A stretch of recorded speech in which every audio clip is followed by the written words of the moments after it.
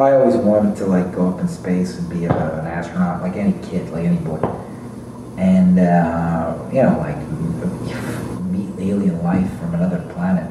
Maybe I still will. Maybe, you know, like maybe planets exist the way we do, and it's flat and infinitely expanding, caused by temperatures meeting, like cold and hot or heat from underneath, and then forming this ice belt. And then there's geothermal pockets across it, you know, with little celestial lights that roam around these magnetic north poles. And then there's people living on these disks or these planets, whatever, whatnot.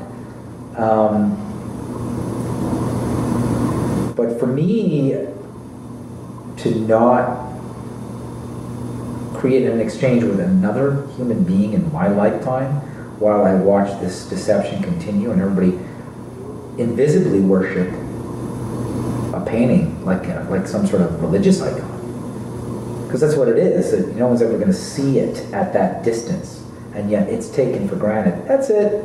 Yeah, that's the Earth. But they're never going to go to the North and South Pole. Well, the South Pole is really how this conspiracy works, because it's really 360 degrees around our continents, which huddle around the North Pole. We know that you're very vocal these days about this topic. I also became very vocal to protect myself. When is the first time you actually spoke about it? Live? To another person? It was live? No. No. Well, at first I had a girlfriend. We're no longer together. She worked for the government, and she was actually there. She was at the party when the power went out, and then this conversation happened. And so, if she wasn't there, and then I came home and told her this, she would have thought I was nuts. But because there was some very influential, highly placed government officials working internationally, I had someone to exchange with on this concept. Our relationship collapsed. It didn't work for other reasons, but the exchange of like the fascination, the discovering, it was literally like discovering a whole new planet, and the romance of Columbus and how things really work, energy, science, temperature, how much land is there. Like, is everybody just following GPS corridors in the oceans and in the air? Yes. Do all the commercial flights hub through the northern hemisphere? Yes. And finding out how they plug all these holes so no one will find out. I bounced it through a few people who had very high praise in my talent, and I had to explain to them very, very precariously, because I didn't want them to know I was actually doing graphics for them. I wasn't allowed to tell anybody that I was actually working for them doing freelance graphics, you know, because it's perjury.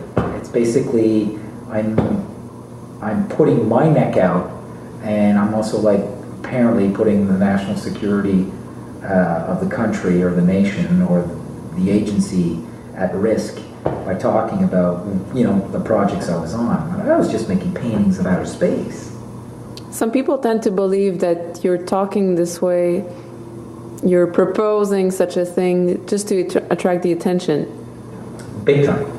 The more people that hear me say this, the more time I'm buying for myself. So you don't mean it, you just want to attract the attention? Is this what you're saying? I'm trying to live, protect myself, and also... what do you need to protect yourself? I think the more people know this, the better off they'll be, humanity will be. Look, it's been 500 years. People go, wow, you're telling me to go, not only go back 500 years when we used to think it was flat, actually it was way before that. And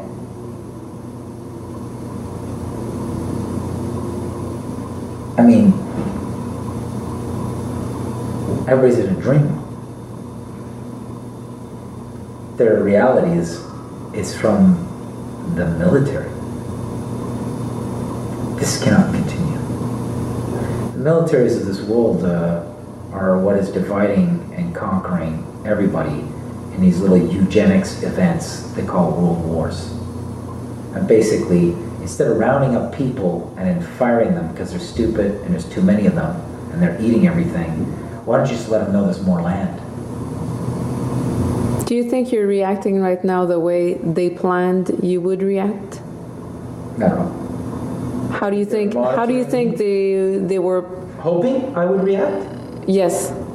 Well, I think that they were hoping that I would like laugh and be part of the group, the illuminated, and all right, so let's have a good like slap on the back and let's see how far we can take this lie and keep it from them. While we how far do you think they would have sent you in the other direction if you would have just left? I don't know what they were planning. They could have used me to, I don't know, maybe stage a false alien invasion, mixing fantasy visuals with android technology or nanotechnology. There's fusion going on too with smoke and mirrors. It's not just illusion with images, and there's actual technology going on here.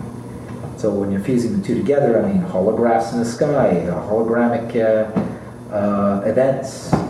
You were talking earlier about the need to protect yourself. Why would you need to protect yourself now that you have embraced this? Because I decided to keep this within the council of people that I trust, and then basically get my argument and take stock of everything that just happened. And once I knew how I was going to what was really going on, what happened to me, what they were planning, and what has been done for the past 500 years, then it was about sharing counsel with very, very smart individuals close to me and developing a way to release this worldwide. Through comedy, for example. Pretty much. How could we take you seriously since you're a stand-up comic now? Well, I think the key here is you don't take me seriously. It's just a show, and we're in a free society. So I should be allowed to say whatever I want. So where do you stand, would be my next question. Do you think it's funny? Do you want to play with people's mind, or you do believe it? It is extremely funny on many levels. Such as? Pick the one you want. Well, it's funny for them because they're laughing at everybody. It's funny for me because I get to laugh at them failing at fooling the world, and I'm letting them in on it. It's funny for me to know and anticipate how the Star Trek, NASA-phile, Einsteinian, astronaut nerds are going to react to me proposing this. And then already knowing their comments, their stupid insults, their fanatic reactions when they can't handle what I'm saying. So it's funny in that level. So it's like every day I wake up, I open up the NASA channel, I look at the comments, and I'm literally battling zombies that are coming at me. What is the worst comment we've ever made? Any insults or threats? Well, I find that now there's always the generic get your tinfoil hat, or put your tinfoil hat, and they all think they're original. I don't approve those comments. I do approve comments on it. I penned for approval, because I just want to debate. I don't want fanatics like Star Trek fanatics or heliocentric Einstein Newtonian freaks who just repeat what they were told in some school program, never went anywhere in a fucking rocket or at NASA, insulting me. So I keep the debate. And if you have like a conventional response to what I'm saying, I will show you the other way. Yes, and in the... But when it comes to threats, I find that just completely freaky. And now, since I've been doing this, I've been taking this worldwide in front of audiences, and now there's inadvertent sort of threats on my life being made. Like, you will die, accidents will happen. How do you deal with this? I deal with it like I'm dealing with a fanatic. Because a fanatic is someone who will have an irrational, highly negative emotional borderline violent reaction to just questioning their belief system. And we have also other people we see on your channel that consider you a leader. They see you almost as a guru. How do you take this? I'm no guru. I'm willing to be a leader. It's not a role that it's work. What would be the general message, since you're a leader, according to the work you made already and the research you made? I wait for the day where everybody will throw out that religious symbol called the globe. The globalists all stop. How do you see it as a religious symbol? Well, when you have that kind of fanatic reaction to saying it's not that, and you actually stand your ground proving how it's clever events orchestrated by one group to support Newton, Copernicus, and the fact that we actually go around the sun, and don't go snooping around Antarctica unless you're a scientist approved by the Southern Treaty Project. You start to realize, what was your question? I don't even remember. I was thinking about the other one. It was your message. Oh, no, how do you see it as a religious symbol? Well, a religious symbol is you hand over your reality to a higher power or an authority to tell you the way it is in an area you'll never see. Mm-hmm. You'll never see it as a globe. Do you just consider this topic being a topic, or it literally changed your lifestyle daily? It changed everything in my wiring and my imagination. How? Things became bigger. Things became new. Things became mine to discover.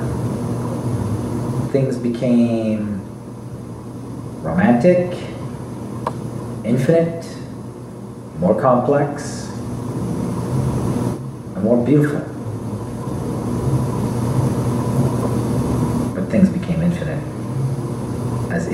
as that flat horizon my eyes see and have seen since I was a boy, a baby. And it goes as far as the blue, like the Mayans said. Like the Egyptians believed, like all those primitive ancients who built complex pyramids believed.